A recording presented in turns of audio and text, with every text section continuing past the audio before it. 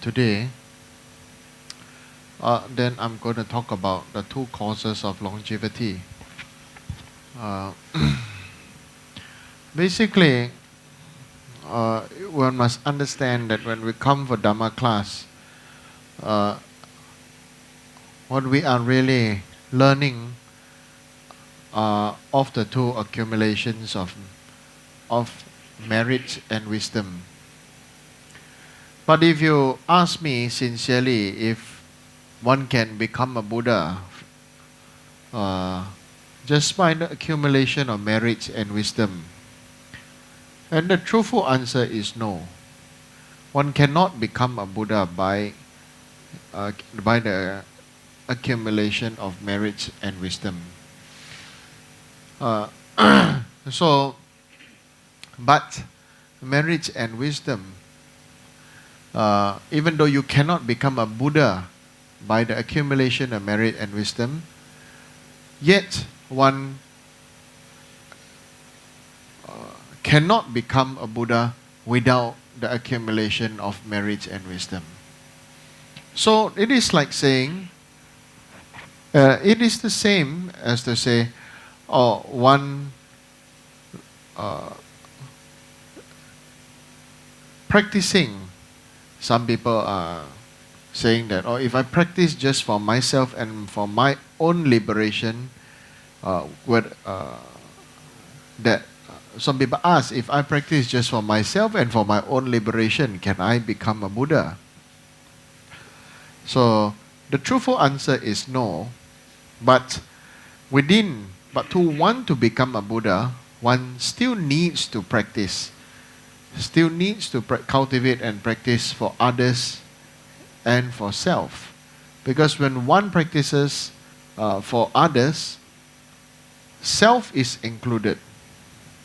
Self is included. When we say all beings, we ourselves also part of all beings. So self is included. So this is to be understood, to be like that.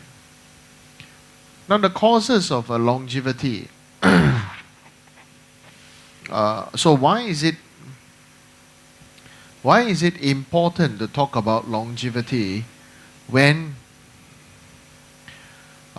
we say in this current life, then there is a samsara. We are in samsara. Then why live such a long life in samsara?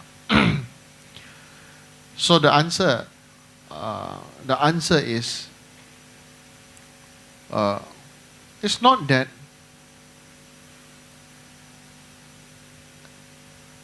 living a short life you'll be out of samsara. We just need to re-evaluate some important points. If we were to become a human again next life, we have to study all over again. We have to have new parents all over again. We have to take examinations and tests all over again. And so, right now, we have, for those of us who have already gone through, and maybe before we have attained any realizations, then it is important that within this current life we should try to live a long and meaningful life. And so what then would be a meaningful life? Okay? Or what is the meaning of life? What is the meaning of life, or what would be a meaningful life? So this is something that is very important, because if we do not understand, or if we do not know, then we will always be plagued with unhappiness. So relatively speaking, what is the meaning of life? Relatively speaking, is to be happy. Okay, to be happy. But if we talk about actual Dharma practice, and the meaning of life or practicing Dharma is not for happiness. Okay? Many people come to temples and come to learn and come to pray and come to do retreats and everything. They are chasing happiness. It is the same that they are chasing happiness like people going window shopping. Okay? Shopping, some people can buy physical things by going shopping for bags or clothes or food. Some people don't go for that. That is the same. They go shopping for Dharma, shopping for Lama, shopping for a lineage, and shopping for what have you. And it is still shopping. So it is still the searching of some kind of happiness, and then the fulfillment is for, and at the end of the day, the fulfillment is still for self and not for others. But we still need to be happy. We still need to be happy. It is not that when we practice Dharma and it's not for happiness, then we should choose to suffer and choose to be very unhappy. And so that is a mistaken view that one must choose to be unhappy. The main thing is, right now, is to strike, not just strike, but just to be. Just be. To just be is to not chase after certain kind of happiness, certain kind of knowledge, certain kind of power, certain kind of skill, certain kind of special attainment. All these things actually really will end up to become worldly Dharma that will become a baggage for us not to be able to rise, not to be able to rise above. So this one point we must understand, to go beyond this spiritual materialism. Now, to go beyond spiritual materialism, where then is this happiness? But before I go to this happiness, we'll just go back to the first main point, so that why is it important to live a long life? So it is already now that I explained to you, it is important to live a long life, especially if you can be of benefit for others, especially if what you do, your actions, the actions of your body, speech and mind are being, can be of benefit, can be of good reference to other people's mind, then actually it's important that you must live a long life. But if you live a long life and cause more trouble for others, and you live a long life and just to make the world a worse place, and argue and fight and quarrel, then better these people don't live such long life. Okay? So what are the causes of long life? Now many people would know that the cause of long life or longevity would be the giving, the liberation of animals. Right? Saving of life, the liberation of animals. This is, maybe, I guess, many people already know and already understand. And so, the giving of long life, giving of freedom to these animals, animal liberation, is known as the action of the protection of life. The protection of life and giving of fearlessness. Okay, in the Buddhist term, they say the giving of fearlessness. The mudra of fearlessness is Buddha giving this hand up like this. Don't be afraid. Okay, so the mudra of fearlessness it also translates that we should give other beings a sense of security of life, that they would not die. Secondly, is uh, the security of the basic needs being met. Okay, so if you can give a life, okay, let other beings to be free. Second is basic needs being met. For example, if you liberate animals at the wrong place, then you're actually going to kill them all. For example, if you liberate fish in the desert, okay, so they say, I'm buying fish, I'm doing liberation, I'm freeing them, I put them in the desert, you're frying them. Okay, so they say, yes, you're giving them freedom, giving life, giving freedom, but then there is no security of life, no giving of need. Okay, and so that is, of course, a very extreme way of saying, so where you release life, it is also very important that they will be able to sustain their life. And this also would mean to have a longevity is also to give support to each other beings, to have security of refuge, security of the heart and their mind. Okay, so this is important, the security of refuge and the security of the heart stroke mind. Okay, so it makes somebody feel very insecure and frightened and this and that, so you're also creating the cause to have a short life. Okay, so yes, you may let other people feed somebody, keep them alive, but they feel very frightened under stress and this and that. So this also creates the cost for yourself not to have a long life. Okay, but what is the so the second point of the cause of long life, of longevity, is the giving of food. Okay, not the giving of a small amount of food. Okay, so when we're saying the giving of food, is also what we say, the act of security. The act of security. Making sure that the beings that are being liberated have food and they will not die of starvation.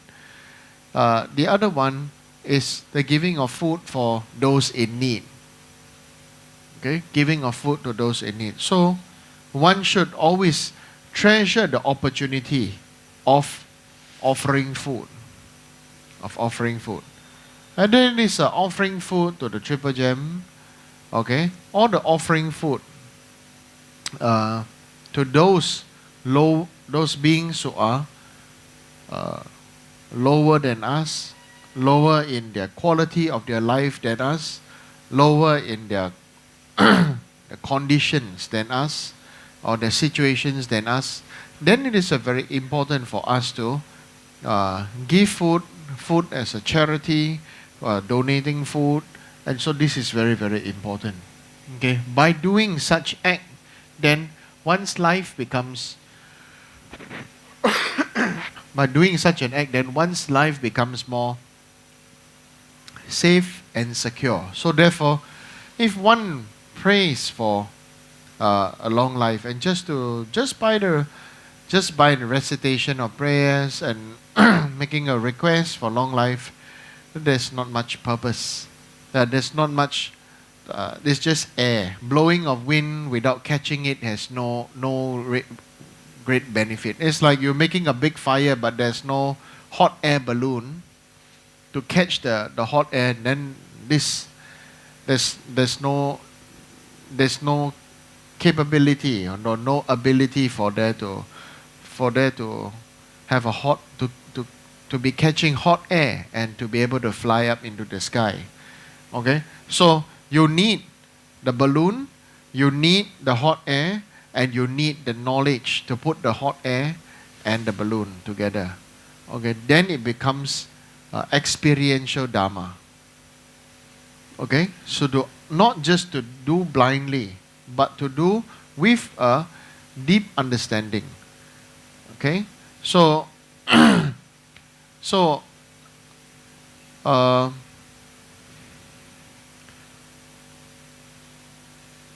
there's always this question about what should we do when somebody is dying. And what to do if this person is Buddhist or if this person is not a Buddhist. The most important thing is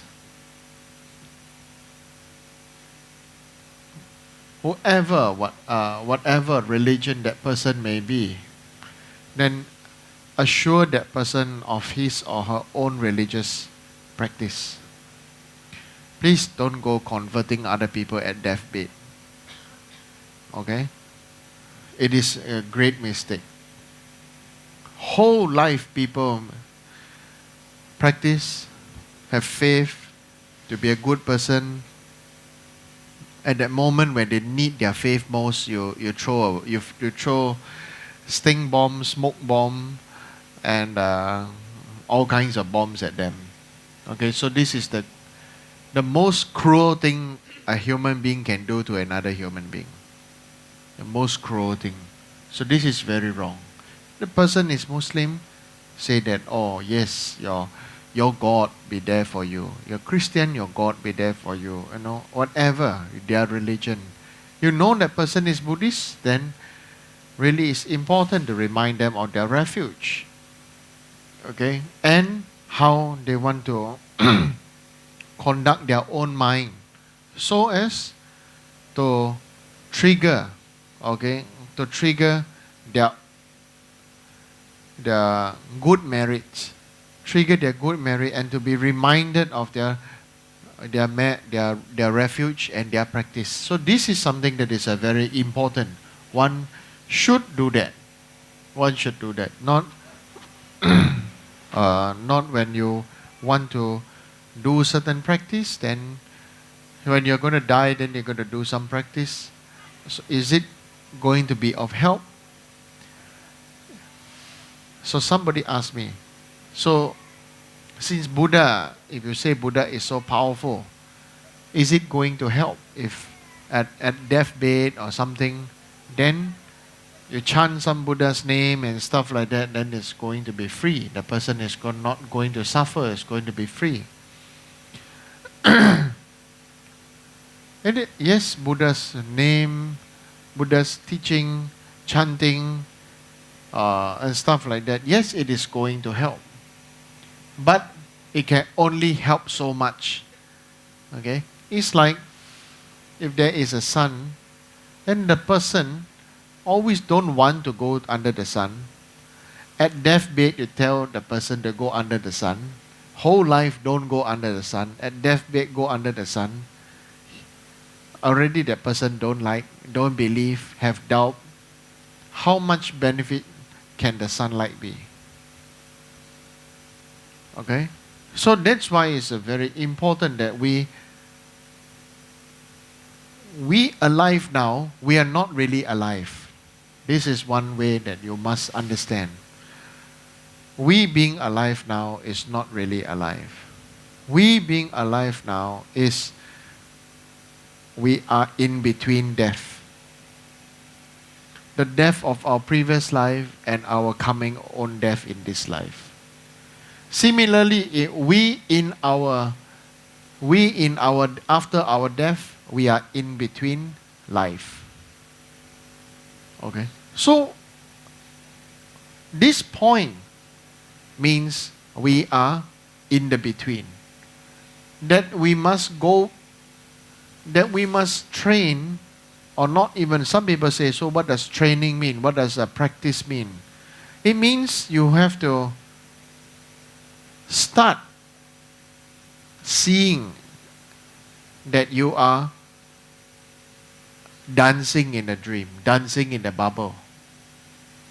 Okay, so this is known as the dance of life to life, or the dance in between the spaces of creation. Okay, so many things don't exist now, but because you are creating it, we are creating it, so then they are going to exist. But when they exist, we start to become fully attached to the idea that has always been there. Okay? It has always been there. For example, right now, is your hairstyle real? Is your hairstyle real? Is your hair real? Your hair is not real? Whose hair is not real? Yeah. But is your hair has your hair always been there? Okay? Has your hair always been there? Not sure. Has your hair always been there? Huh? Don't know. Say also die, don't say also die. So your hair, whether it has always been there or not, is there now. How can it always be there? Okay? Right?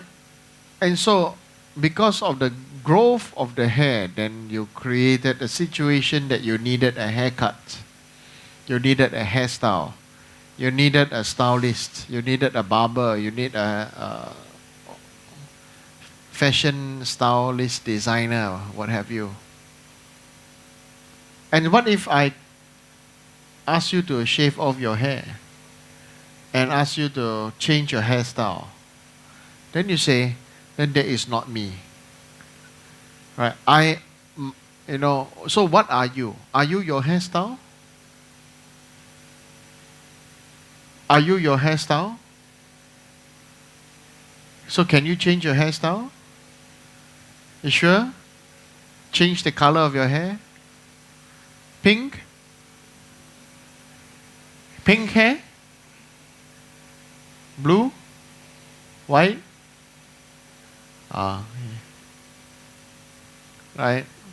And therefore, it comes to the point that you can accept some things, you cannot accept some things, which is totally just based on our own, we can say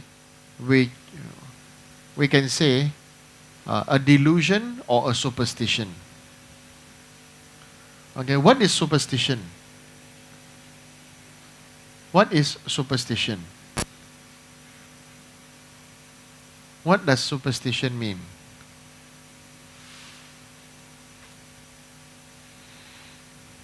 What does superstition mean? Huh? So are you a superstitious person? Don't know. Not sure. So superstition basically is the belief of something where it does not exist.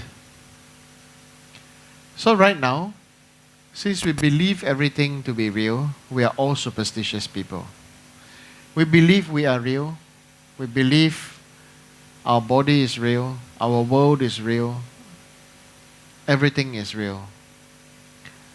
And so our superstition or our belief, which is also our delusion, is the greatest cause for our own suffering. Because it is not very easy to find another person who 100% believe in whatever you believe. Right? Even lovers, even soulmates, even husband and wife, even brothers and sisters, parents and children, don't have this 100% same thought, same frequency, same thing. Isn't it? So maybe it is it will be very interesting if we can find out if somebody is cloned out. Well, the cloned person, we know twins are not, but if the cloned person, the person is cloned out, will the cloned person think and feel the same way? But since scientists would not allow that to happen, so then this is not sure. Okay? So, we have to think now. We have to reflect, not think, and feel whether we are superstitious people. Some of us are superstitious to think that we are very happy. Some of us are superstitious to think that we are always very poor and always have no money. Actually, you have money, but keep on saying that you have no money so that you'll be holding money. And then what happens? And then you die. Then you have the greatest regret of not spending money. Then you become a hungry ghost because the attachment to money. Okay? So money is like water. It is meant to be used. Okay, so what does it mean by not having money? Okay? What does it mean by not having money? You have to go, since every one of us have a very different idea, and every one of us have a very different, what is the term called? A value system, very different value system, very different thoughts. Then your value of money and my value of money is totally different. Okay? Or we can change the term, your price of money and my price of money is very different. Your value of money and my value of money is very different. We like big numbers, right? So is 1,000 a big number? Huh? Is it a big number? I didn't say it's Sing dollar. I didn't say it is a US dollar. I say Indonesian rupiah. Is it a big number? 1,000 rupiah? Or maybe some other country's money? Right? Or best is the hell bank note. Yeah? So, the price of money versus the value of money, and that's the price of your life and the value of your life. So the price of your life and the value of your life. This is something that you have to be aware about. We all have to be aware about. So how much is much? Okay? For many of you, your attachment to money is your gateway to you needing other people to burn a lot of paper money for you when you die. Okay? Yeah. And some of you are already making arrangements for that. I already tell their spouse, their husband, their wife, their boyfriend, girlfriend, and when I die, you must burn this for me. Okay? Imagine that. Right? Burn money for you. Okay? So, your attachment to your money will be the greatest cause for your greed and hunger for your next life. Okay?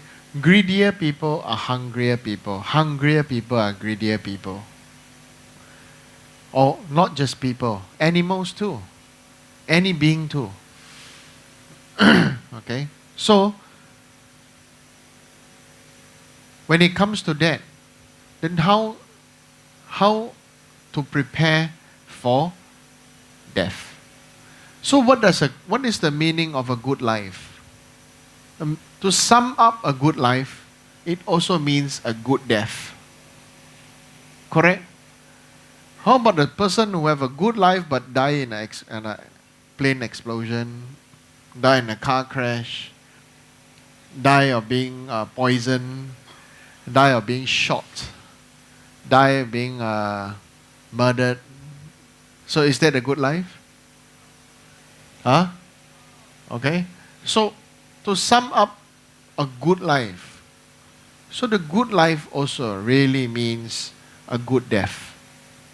Okay? The finale of life is to have a good death.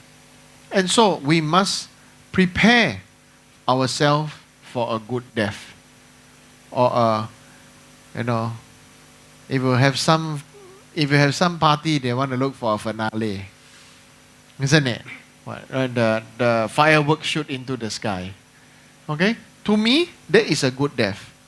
When you prepare to die, you shoot your consciousness out to the heavens or to the heart of Amitabha Buddha, or according to each and every individual's spiritual practice or level.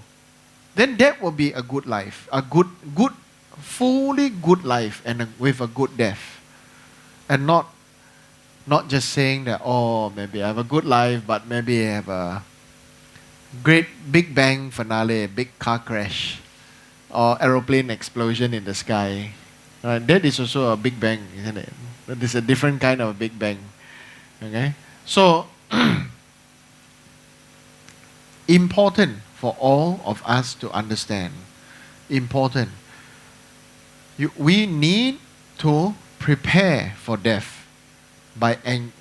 number one, by preparing yourself for death. You are preparing yourself. You are enjoying your life now. Right? You prepare your own death, you are enjoying your life. So this is very important. If you do not prepare for your death and enjoy your life, you will just be wasting your life, being always upset, angry, conceptualized, and this and that. Then after that, judging, and after that, by the time for you to die, then you're afraid, you're frightened, then you don't know how you. It's like a beggar collecting sand and straw. When you have nothing, everything you want to grab, everything we want to grab, the more we grab, we start to hold, and the more we hold, the more we grab. We have more attachment, more fear, and there's more suffering.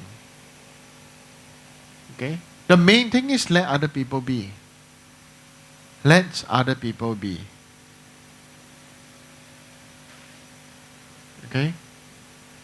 However, we have the ability to be of benefit for other people, that is the most important. Whoever we cannot benefit, then we let it be. Or some people like to use the word, you cannot control them, so then let them be. But I don't like to use this word control.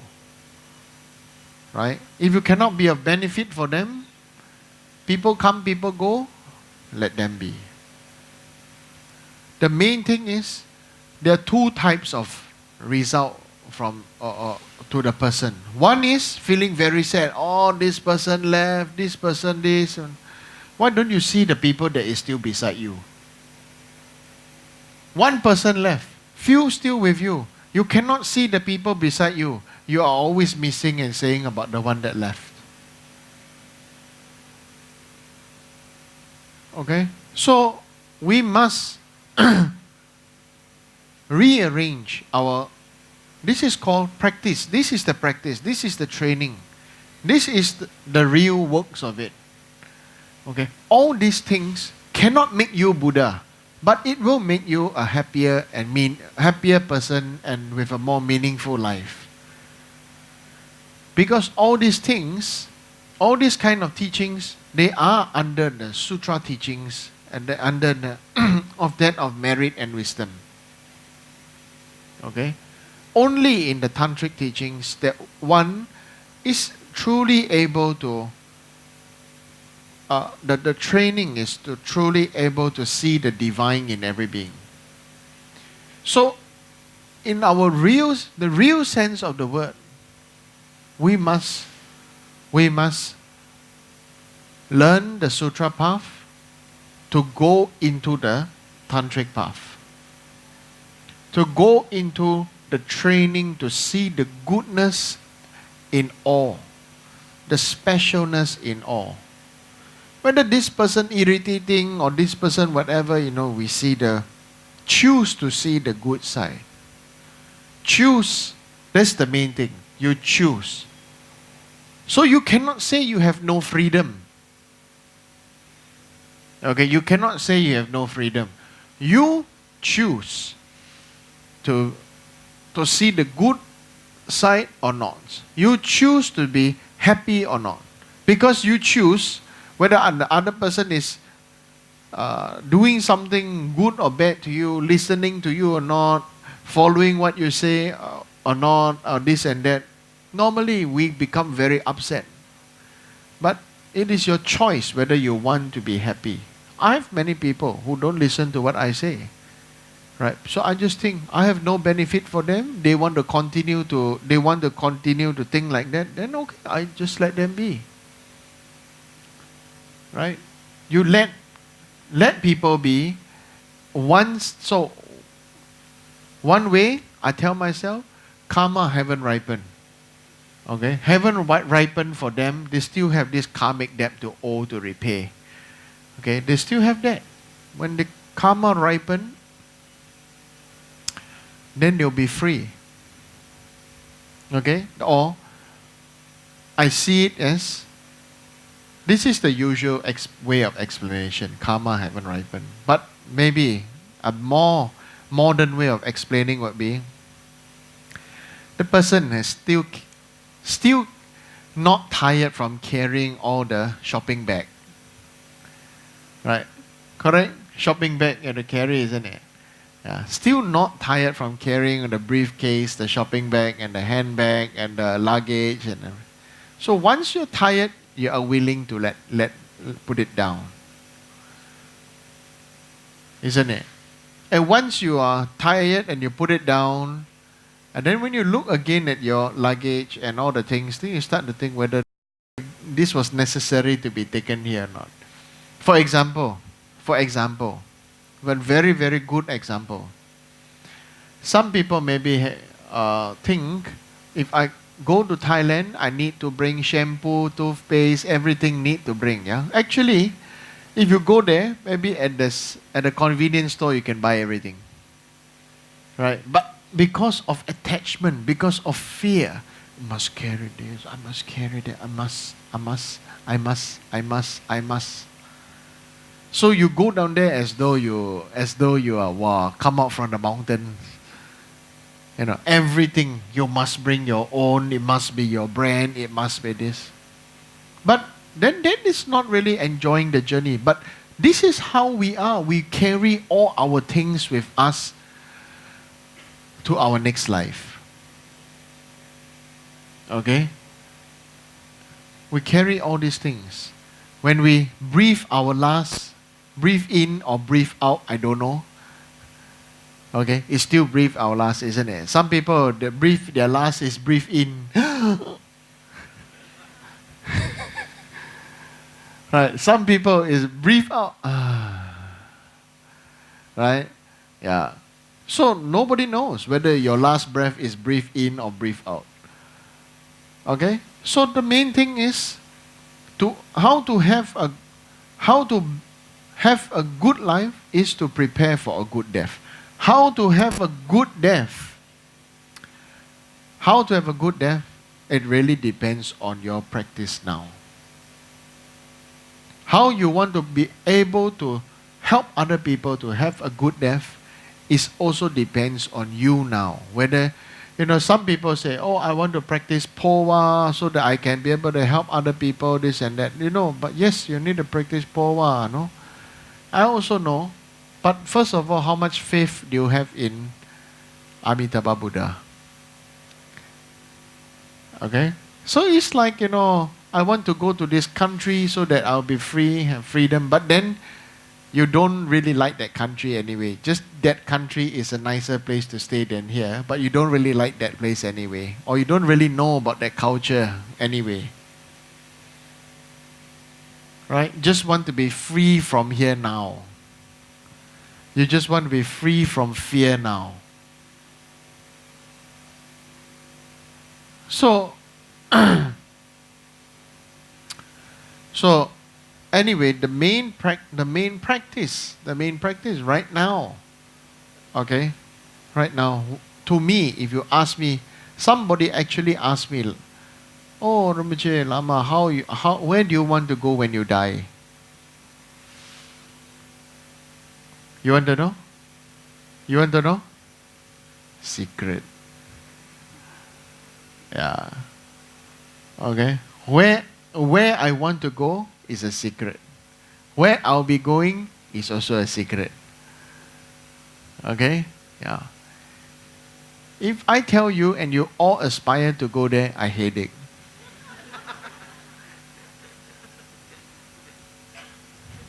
Correct? Correct? I headache, right? Huh? Big headache, small headache? Huh? Right? So the main thing is, nobody knows. Ourselves, we don't know where we are going. Okay? Where we want to go, some of us not even decided. They say, oh, some people make aspiration prayer. I'll go where my guru goes. Where your guru going also you don't know. If you want to go where your guru go, you must have a very close connection with your guru. You see, you are working together with him in terms of body, speech, and mind. Most important is, actually there's no most important. Most important is the union of all three. Okay, you can dissolve body, speech, and mind into a oneness. Okay, all three are working in alignment. Okay, not mind think one and then the speech thinking, talking another, and action is doing another. So many people are like that, ordinarily like that. So when we say you want to help other beings, first we need to have this strong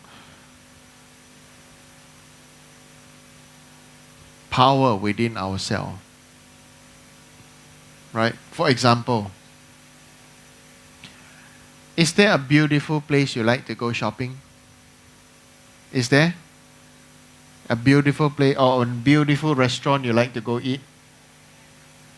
Is there? Will you recommend your friend go? Huh? But if you've never been to a restaurant, you've never tasted the food, will you like it? Will you bring your friends there? No, right? Exactly the same. You understand? Don't just think what people say, oh, do this practice very good and this and that. No.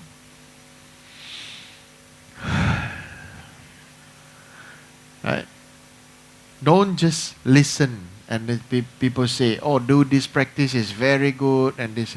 We need that some time of connection. We need this some time.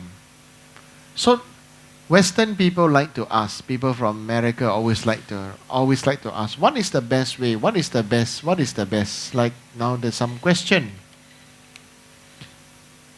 As a Buddhist, what is the best way to help somebody who is in a death process? So, as a Buddhist, why do you want to help somebody in a death process? As a Buddhist, why can't you help somebody when they're still alive? Isn't it? So sad, right? Buddhist equates to helping people die. You understand what I'm saying? Huh? Right? So why do we have to link Buddhist Buddhism, Buddhist practice to death? Very morbid, you know. Huh? Isn't it? Yeah. So, but the thing is, why do you want to let people have the, why do you want to help people to have the best way to help someone in the death process? Let me tell you now, truthfully, there is no one best way to help someone die. They need, what is the best way? I personally feel is whatever their religion, call out to their God to come. Make the person feel loved, make the person feel safe, make the person feel secure, okay? Feel comfortable. Ask that person to pray, call out to his or her God, or his or her Buddha, or for us we say his or her own idam, mind practice deity. You understand? Then it's the best. If somebody have totally no faith, totally no this, totally no that, how to help them? Okay? We can say, as somebody who has no faith, no this, no that. How to help them? Then very simple. We help them by have a strong faith, something that is of very strong faith, very strong devotion, or something very sacred. Okay, and then we call out to our own. Okay, that is if the dying person wants. You understand? Don't. If not, everybody will become too very self-righteous. I have my holy grail. I have my holy chakra. My chakra is holier than yours. Okay? All these things will come out. It will become an ego thing, not a beneficial thing. Okay? So when you say, have Tibetan like to chant Om Mani Padme Hum. Chinese like to chant Amitofo, Namo Amitofo. I want to ask you, Om Mani Padme Hum more powerful or Namo Amitofo more powerful? Huh? Which one? You say same? How can it be the same? It is not the same. It will be only more powerful to whoever have faith.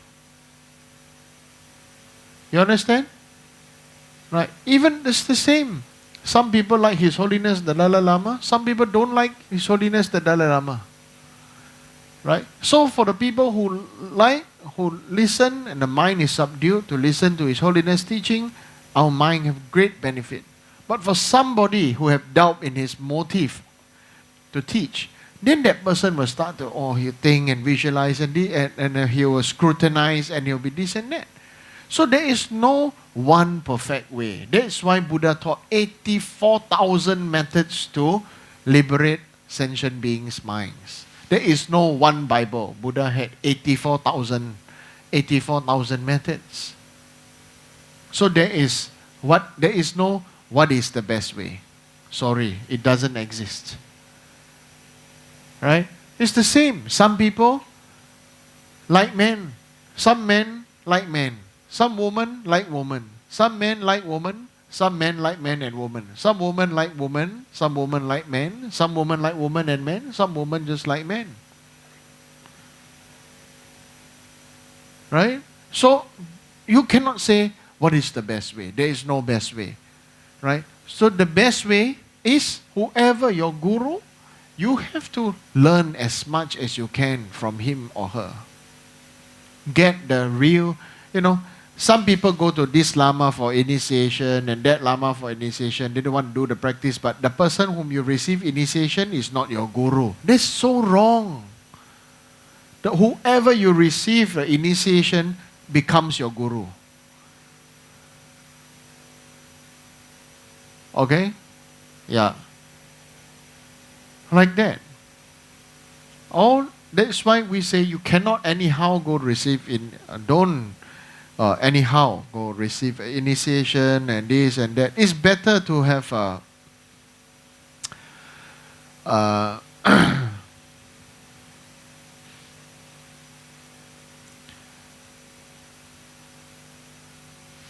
it's better to have one sharp penknife than 20 blunt scissors. You understand? Right? So one sharp penknife than 20 blunt scissors. Alright? So this is something we all need to pay attention and we all need to reflect on into our own mind. Okay? So what is Buddhism? So what is Dharma? It is mind transformation. The entire teaching of Buddha is mind transformation. The entire Lamrim, the entire three principles aspect of the path, this and that. There are so many people want to study this and that. It's easy to from a text. Okay? It is easy. But if those who have followed me for at least 5 years, then if you read any text from all those, then actually there's some of them who have already the realization everything has already been taught. Okay? Whether it's in the Lamrim, whether it's in the three principle aspect of the path, whether there's so many different kind of things. Okay? So, but that's not important. The most important thing is did we utilize it to transform our mind? did we make ourselves not prevent ourselves from becoming depressed? That is the most important. There's no point having a clinic when you're always sick. Maybe not clinic, sorry, pharmacy, when you're always sick. Right? So we must understand, if you have a pharmacy, you must understand the name, understand the nature of the medicine, the name of the medicine, maybe by what other names are they called. Maybe this medicine has a few names. Okay, so this is a very important. Yeah. How does this medicine react with that medicine? This herb react with that herb. So all these things are very important. It is like understanding students and understanding each other. Understanding the guru is the same. Okay? It is impossible. It is good, very great that everybody can come together and as one. But it's impossible to expect everybody to think, act, speak as like one. As one. Everybody have their previous karmic disposition. Everyone have. And to expect that everybody to be the same is a kind of superstition and a delusion. Okay? Teach sincerely, share sincerely, be patient, being patient, being there, okay? To listen, to hear is very important. Okay? Not to judge and just to accept. Okay? And the main thing is when you can accept, you can hold each other's hand. Okay? And walk the path together and move on. Then it becomes very strong. Your practice becomes strong because you won't feel that I'm alone, I'm lonely. Wherever I am, I'm alone. I'm practicing alone. Having a lonely heart in a lonely place, in a lonely Buddha, in a lonely Dharma. And some people have this kind of thought. Everything is very lonely, very sad, and I feel very alone. I don't feel that I'm being connected with my Lama. Don't feel I'm connected with my lover. Don't feel connected with my wife or my husband. I don't feel connected with my whoever. Right? So of course you don't feel connected if the electrical appliance, the plug is not plugged into anywhere. Okay? So what is connectivity? Okay? You must want to connect in the first place by letting our own pride, ego and pride down to connect. Stop. We need to stop this thought that I'm correct, I'm right, your idea, our own concept, our own this is the one that is causing much suffering to ourselves and to others. Okay? So, what does it mean to be liberated and free? What does it mean to be liberated and free? It means, okay, somebody joke. They say, oh, Mother Tara, she's liberated and free because she doesn't wear any bra. Okay, she doesn't wear any bra. Yeah. So then I laugh together at them. Say, yeah. I say, you think like that because you always need to be wrapped up. That's why you are not free. You always need to be hiding you always need to be hiding behind something. That's why you are not free. Okay? So, freedom means freedom from the bondage of idealism. So, politicians usually very difficult to be free. Politicians, people who practice the politics and this and that, they have a very strong belief and that ideology, how things must be and this and that, and they go all out of their way to make other people believe in them, and that is the way, and this how become politics.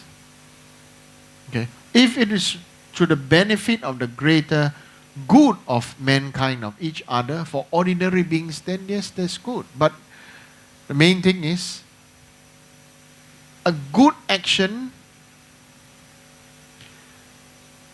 with a bad motivation versus a strict action with a loving and kind motivation. Which one is beneficial? Second one. Okay? So actually it is best to be kind and good motivation. Sometimes need kind motivation but strict action. Okay? The main thing is always people like to ask me, so how do I become a good Buddhist? I say, if you want to be a good Buddhist, drop both good and bad and you'll be just a good Buddhist. Stop trying to want to be good. Who are you trying to suck up to? I'm sorry, maybe my style of teaching is like that. Who are you trying to suck up to? You trying to suck up to me? Sorry, it wouldn't work. You're trying to suck up to the Buddha? It wouldn't work either. Who are you trying to suck up to? Who are you trying to be good for? Okay? So that's why the goodness, it has to be really genuine. That's why Mahayana, they say bodhicitta. You want to become Buddha. Okay? You want to become Buddha for all. That means to be equal. Not just to be a good Buddhist or good person for some good people, or for some people they say respectable enough, that is good enough for me to be good to them. Okay? Good enough for me to be good to them, then very unfortunate. You understand? Okay? So we don't make ourselves, our practice that, you're not listening to me, you are not this and that, or we are not, there's no, I don't know, some ordinary people have many, many things to say, So then, yes, have compassion. Ordinary people will always have things to say because ordinary people need to say. Special people don't need to talk so much. That's why Buddha's statue don't talk. You understand? To be special, to be meaningful, we need to meditate. We need to learn to cool down the chatter of the mind. Right? Some people say, oh, Lama, I have obstacle now, this and that. The Lama see some obstacle, then they are afraid, then they go retreat, then they say from now onwards, this and that. Some can write beautiful poems, some can write this, some do prayer, some confession, this and that. After that, when they are okay, not just back to square one, go back ground zero. Square one, first step, Other than that, go back ground zero. So in that, the method then is that, so I ask, have I been a beneficial person? Have I been a beneficial Lama? I say no. Because nobody's life, because people's life didn't transform. You understand? You can only be beneficial if people's life transform. So, for example, like a school teacher. Is a school teacher's life, is a school teacher beneficial? You tell me. Is school teacher beneficial or not? Huh? Is school teacher beneficial? How many of you say yes? Come, let's see. How many say school teacher is beneficial? How many say school teacher not beneficial? Huh? Okay. So nobody knows, right, whether school teacher is beneficial or not. Okay? So how about those who don't say yes and don't say no? Depends. How many of you say depends? Okay? Generally speaking, school teacher is beneficial because there is a reaction from the student. Whether good reaction, bad reaction, still reaction. Understand? Correct? Right? Dharma teacher have no reaction. You give teaching, the people still. Correct? Dharma teaching, you give Dharma teaching, student.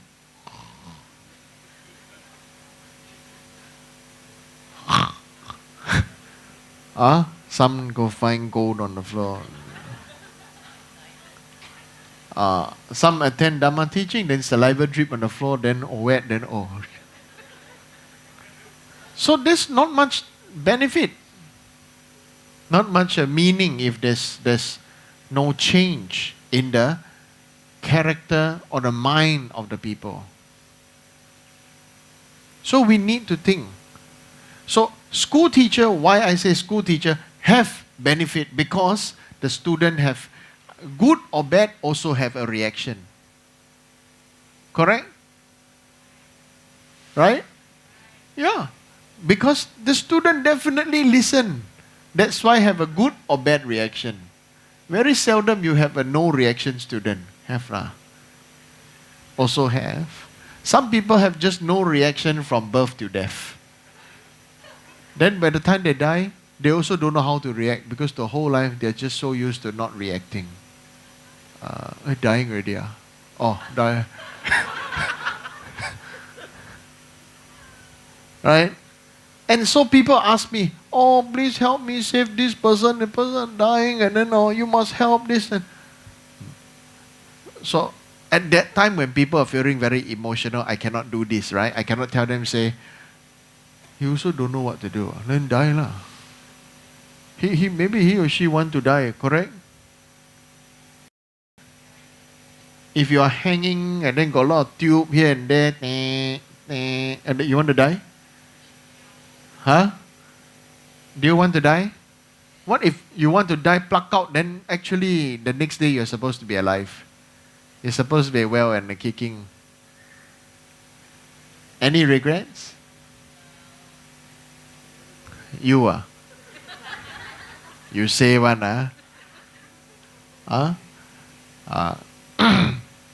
right? So any regrets, any this, any that? You see, that's the main thing now. We have to, how do you want to live your life? Sometimes I look at the people like to say, oh, the current generation, people don't know what they want, they don't know what to do, this and that, and stuff. Actually, you don't look at the current generation of children, you look at yourself, you also don't know what to do. Correct or not? If you knew what to do, you wouldn't be here in the first place, right? But so there are many people who don't listen to the Dharma because they think they know what to do. Right? They think they know what to do. They think and continue thinking. By the time they are going to die, they're still thinking, I know what to do. Then they die. Then they don't know what to do. Right? So don't worry, the tradition of the coffin sleeping is still on. Okay? We need to buy a bigger coffin so can fit some taller and fatter people in. Yeah. Once in a while it's good to buy a coffin and sleep in it, Yeah. If you don't die, you don't know the feeling of death, you don't know how to appreciate your life. Isn't it? Yeah. Sure must make you cry in the coffin. Some people will say, thank you. Those have been very, you see, it's like battery have a particular potential, isn't it? If you throw away a battery that still has power in it, is it a waste? Right? Some of you, many of us, including me, by the time we die, still have a lot of energy.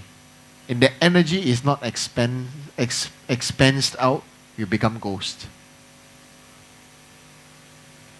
You cannot rest in peace. You understand? So, everybody have a certain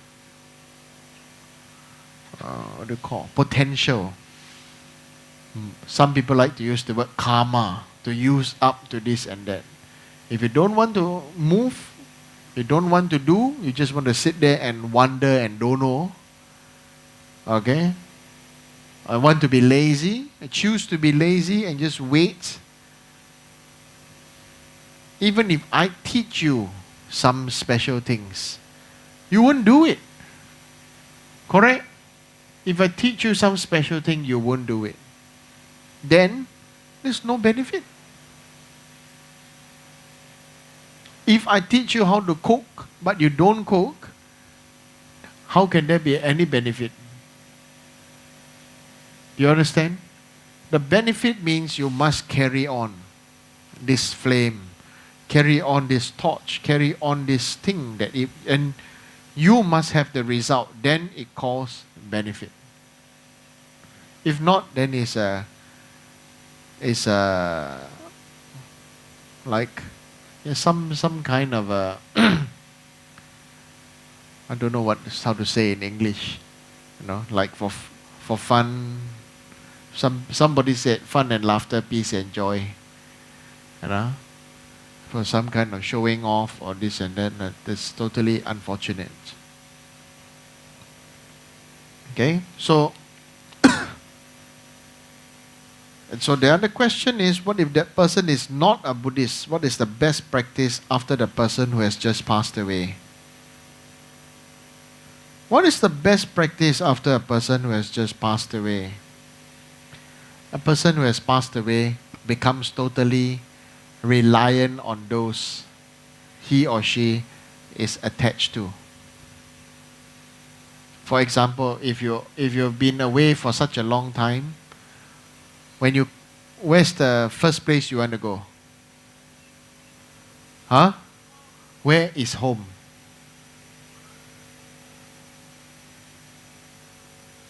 Where is home?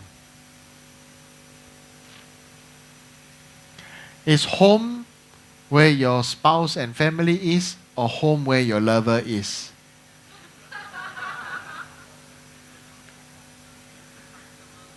Or home where you have always been comfortable with? Where you have always been feeling comfortable? Where's your home?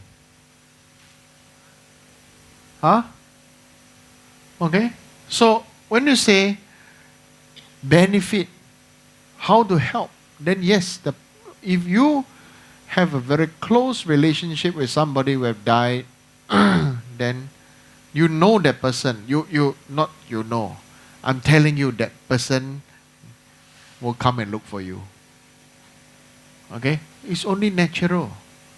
And they want to come and have a look at you and try to talk to you and scream and shout that how come you're not replying to him or her. And then after that feel frightened, ask you to save, ask you to help and this and that. So on your side, then you have to make relying on the triple gem. Those who have already been free from cycle of birth and death. Make offerings to them. Liberation of life and the offering of food and accumulation of merits, chanting and reciting names of Buddhas and Bodhisattvas and the sutras and dedication of merit to them. This is very important. Whether they believe in it or not has now become not important. Why? Whether you believe that Indian food is tasty or not, or Israeli food is tasty or not, or Chinese food is tasty or not, or South American food is tasty or not, okay? Or maybe Greek food is tasty or not, or cheese is tasty or not. When you're hungry, anything can go in, right? Correct? Belief versus starvation is two very big different things. Right? So when you have somebody die, okay, when you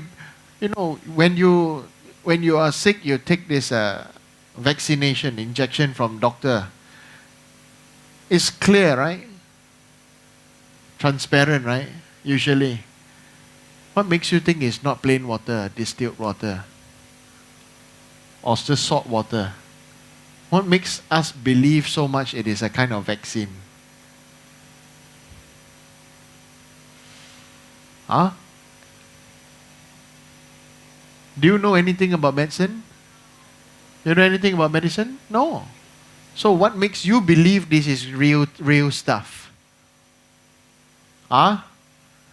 Okay? So same. So since we know whether you believe or not that medicine work. So similarly now, after the person die, whether they believe or not, you do something for them, they will be so thankful.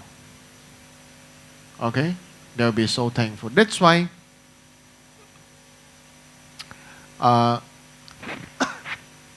some places many people die and everything, stuff like that. So seems only the Buddhists have this crossover ceremony. I think English call it crossing over. Cross over to the other world, to the other side and stuff like that. Okay? So on our side then we have to do such rituals and ceremonies or prayers and dedication or merit to them. Help them. Okay? But that person die, he will, whatever merit you do, you are the person doing get at least 70%. The person who receive get maximum only 10%, 30%, usually only 10%. So don't rely on other people to do prayer for you. No? Correct or not? You have your whole life to do prayer for your next life. Why wait until you die then rely on somebody? But you don't know whether the person eyeing on your money or not, no? Faster die lah. Split up all your money. Correct? Huh? Still don't die. Huh? So you have your whole life to do your prayers for yourself. This whole life to recite, accumulate merits. Correct? Why wait for somebody to pray for you? You say, oh, Rinpoche, please pray for me when I die. Oh, suddenly I die earlier than you. How? Correct or not? Who knows? You die first or I die first. Maybe we all die together. Somebody drop a bomb, booms. Correct? Make sense? Right? So don't have the idea that somebody will pray for you. Even if somebody will pray for you because your relative or loved one will ask somebody else to come and pray for you, you do not know whether that person is really that good or not. It's like you're asking some, you're going to do some outside catering, some chef from outside will come and cook for you. You do not know whether his cooking is going to be good or not. Right? So that's why prepare for your own death. Prepare for your own next life. Settle all your things. That is the best preparation for death. Write your will. Do up your will. This is the best preparation for death. And when you die, there's no regret. I should have going to take a last breath. I should have called a lawyer. Oh, very pain. Oh, stupid heart. So pain. Huh? Right? So those people, when they die, they take a deep breath. Right? When they're alive, they don't breathe well. When they die, then they want to, 死的时候不争气啊，生的时候不争气，死的时候要争一口气，笨的，哦。Right? So really, you have to think about it. You say you want to do your prayer, you want to have a good life, you want to know, you want to have a nice burial place or what you want to do. Why don't you list it all down? Why don't you, rely on some, give to someone who is to everything is written there and stuff like that. Sign your name, pay up first, this and that. Correct or not? Why wait for somebody else to do for you? How scary would that person run away with all your things? Then you become an angry ghost. Then because you become an angry ghost, you become a hungry and angry ghost. Then you start to haunt other people. Then you follow everybody wherever they go, including the toilet. because you are so angry at them. Then you try to harm them, but difficult. You have not enough ghostly power. So you have to stay until for a long time to become a ghost, right? To practice to be a powerful ghost, right? By the time you practice to be a powerful ghost, he die. Maybe you know, why he or she die? Because he or she has more merit than you. That's why he outlive you. He outlive you, he have more merit, maybe he has done some practice, he goes some other pure land and you end up being ghost. Worth it not? Like, you being so upset, you take revenge, this and that. Suddenly, you are always, staying so used to being in the dark, in the shadows. You like it already. Then that person come, helicopter come pick the person off. He say, I haven't beat him lah. Okay? So then after that, because you're so used to being a ghost, you become oneness. You got the powers of a ghost. Stuck lah. Ghost lifespan of a ghost, 5,000 human years. Then you see people being born and die and born and reborn and death. Then you see, mother become son, son become this who because of attachment. Then this like that. Yeah, grandparents become the grandchildren's chicken.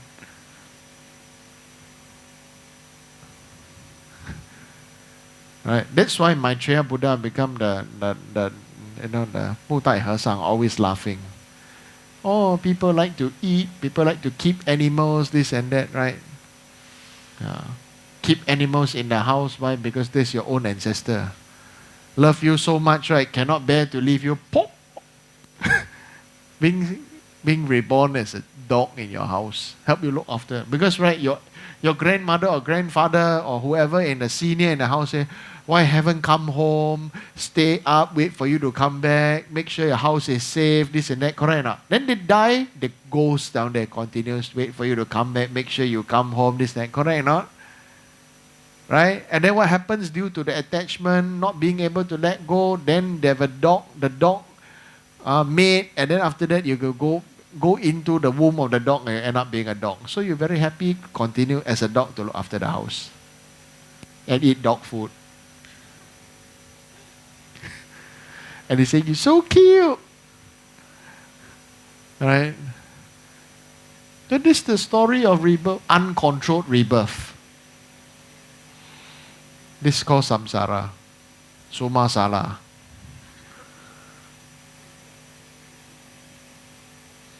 You understand? This is samsara, suma sala.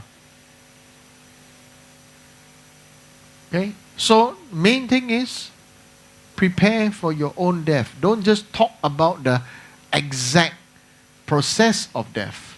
Of course, that itself is a very interesting thing, but generally right now, for you, better prepare for your own death.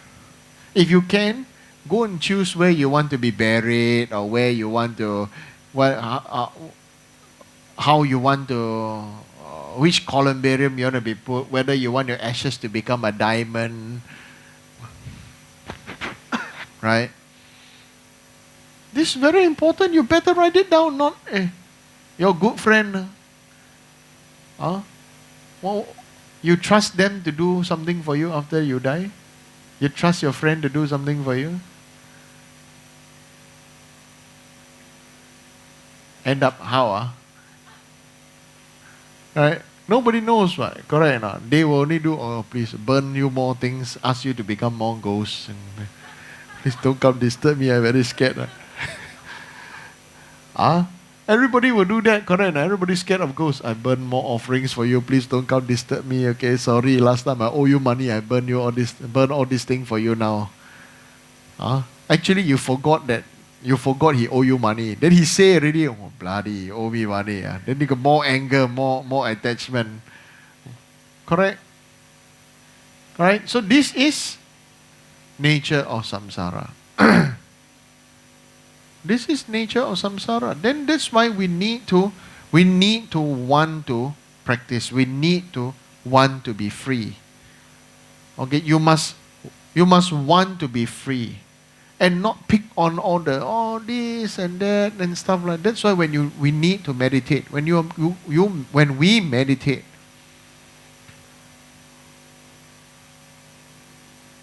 we face ourselves. Okay? We face ourselves. That's very important. Meditate. Okay? For beginner, you don't know what to do when you meditate, just sit down, close your eyes, and just breathe. Okay? For advanced practitioner, if you know how to meditate, also sit down, close your eyes, and breathe.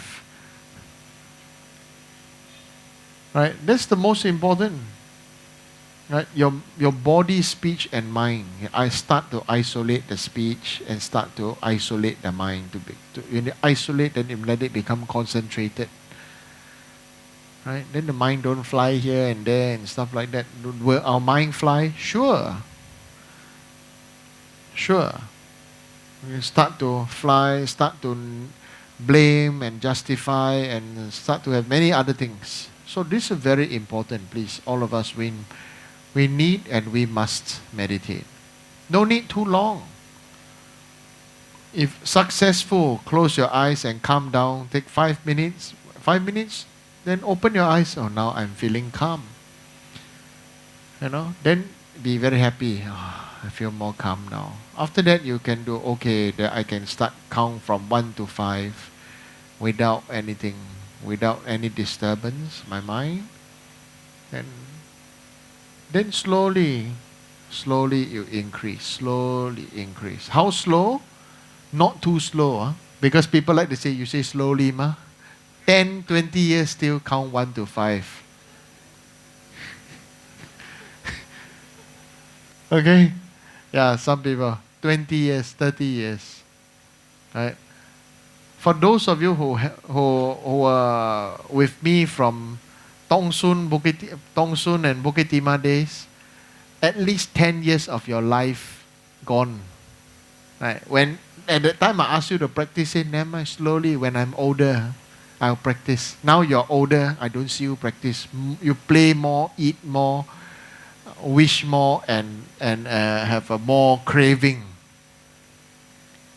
Really. My guru said, if you don't believe me, you observe. The young ones will have a better opportunity to practice than the old ones. The young ones will have a better result. The old ones will have very flavored results. Wow, my guru had a very skillful way of putting it across. Very flavored result. What flavor? Old man, old woman flavor. Okay? Old flavor of old thoughts and old attachments.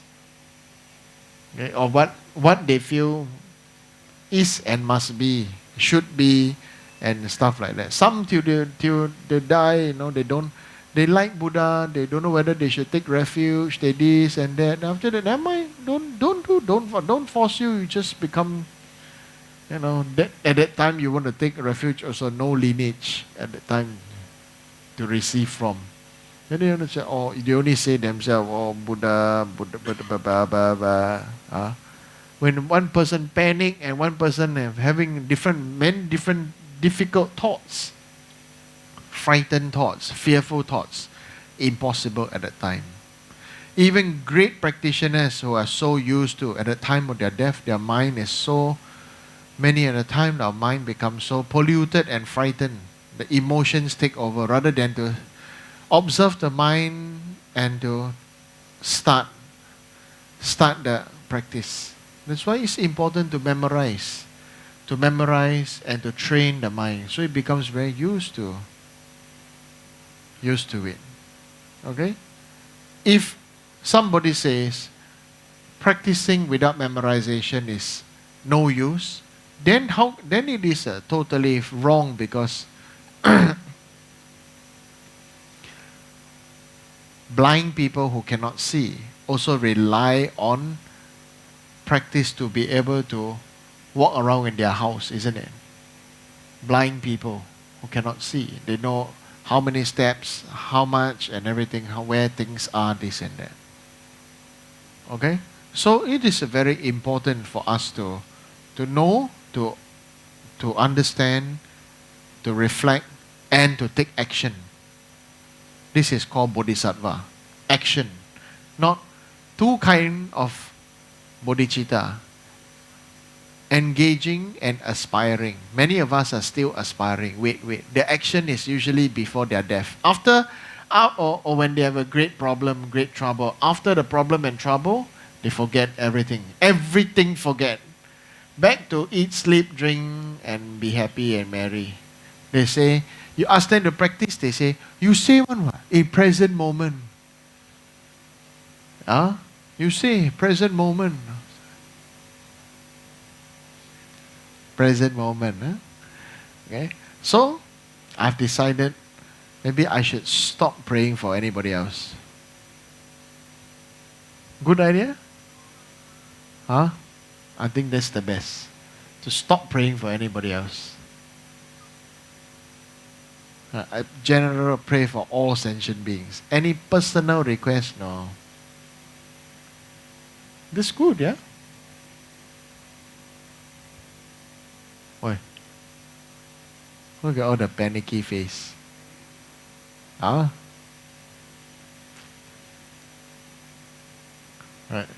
Just be like the sun shining in the sky and not to focus on anyone or anything. That's the best, you know. Correct? Yeah. You think about it, it's not about revenge, you know. It's not about teaching anybody a lesson. It's the real actual. Imagine if you are Buddha. Oh, especially I like you. You burn more incense to smoke my face. I pray for you more. You buy more flowers and orange to feed me flower salad with orange juice. I bless you more. You never come see me. I don't remember your face. I don't bless you at all. Not fair, what? Correct? You don't want this kind of biased Buddha. Right? You want biased Buddha? Biased gods? Right? We don't need. So we need to reflect on this. Okay? So please don't ask me to bless you anymore.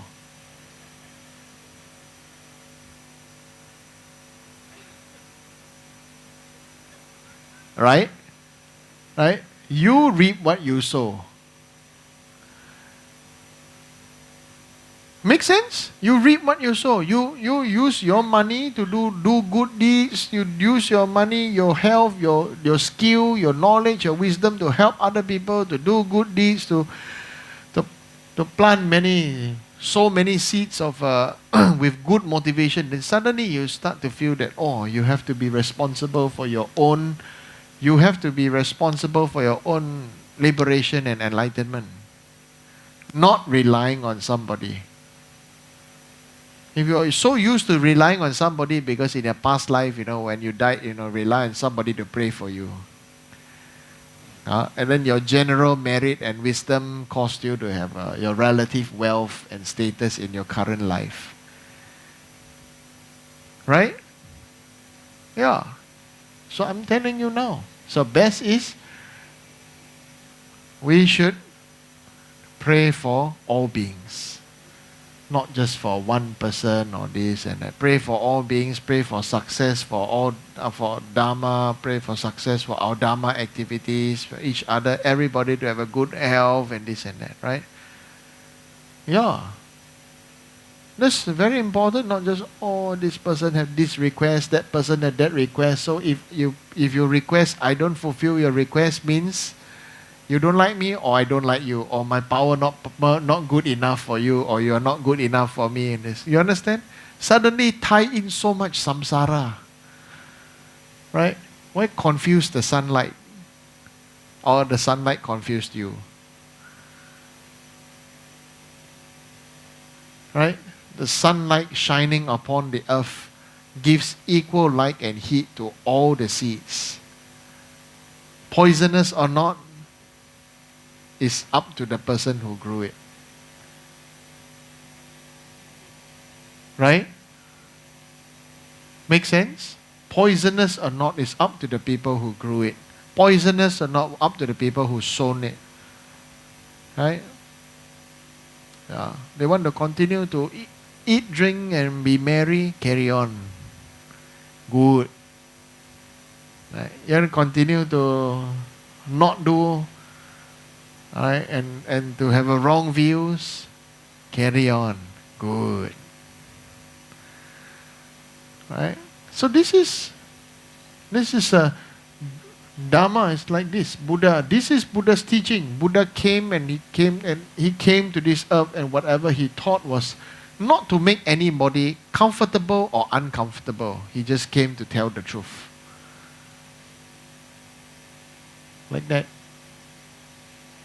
Okay? So let's offer mandala.